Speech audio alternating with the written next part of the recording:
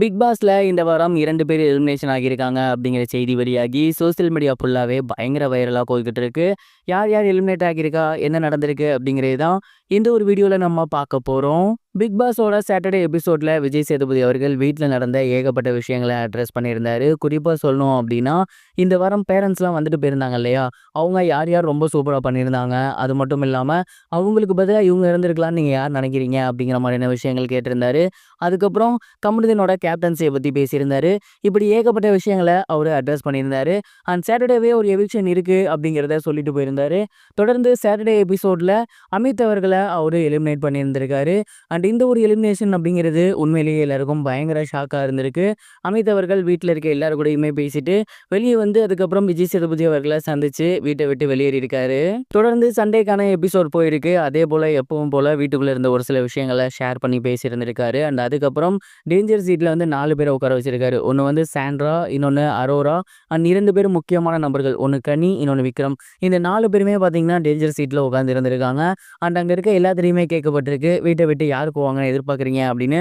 ஒரு சிலர் வந்து சாண்ட்ராவை சொன்னாங்க, ஒரு சிலர் வந்து அரோராவை சொல்லியிருந்தாங்க, அண்ட் ஒரு சிலர் வந்து விக்ரம் சொல்லியிருந்தாங்க. குறிப்பாக விஜே பாருலாம் விக்ரம் போவான்னு நினைக்கிறேன் அப்படிங்கிற மாதிரி சொல்லியிருந்தாங்க. ஸோ இந்த 4 பேத்துல தான் யாரோ ஒருத்தர் வெளியேறியிருக்காங்க அப்படிங்கிறது தெரிய வந்திருந்துச்சு. ஆரம்பத்தில் இந்த வாரம் அரோரா அவர்கள் தான் பிக் பாஸ் வீட்டை விட்டு வெளியே போகிறதாக இருந்துச்சு.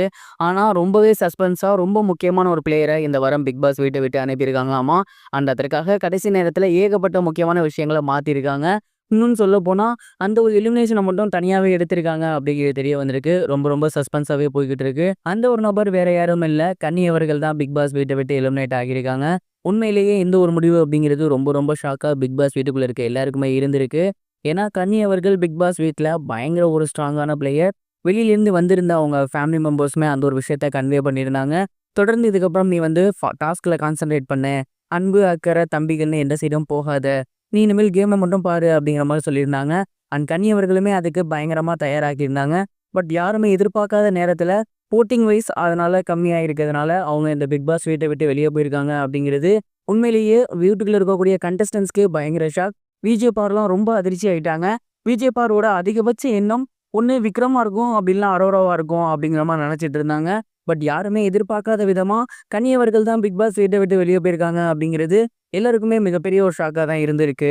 கனி அவர்களோட இந்த ஒரு எலிமினேஷன் அப்படிங்கிறது கண்டிப்பாக வீட்டுக்குள்ளே இருக்க எல்லாருக்குமே மிகப்பெரிய ஒரு ஷாக்கை கொடுத்துருக்கும். எந்த விதத்தில் அப்படின்னா, ஓட்டிங் அப்படிங்கிறது ஆசிலேட் ஆகிட்டே இருக்குது, யாருக்கும் ப்ராப்பரான ஓட்டிங்ஸ் வரதில்லை அப்படிங்கிறத புரிஞ்சிருப்பாங்க.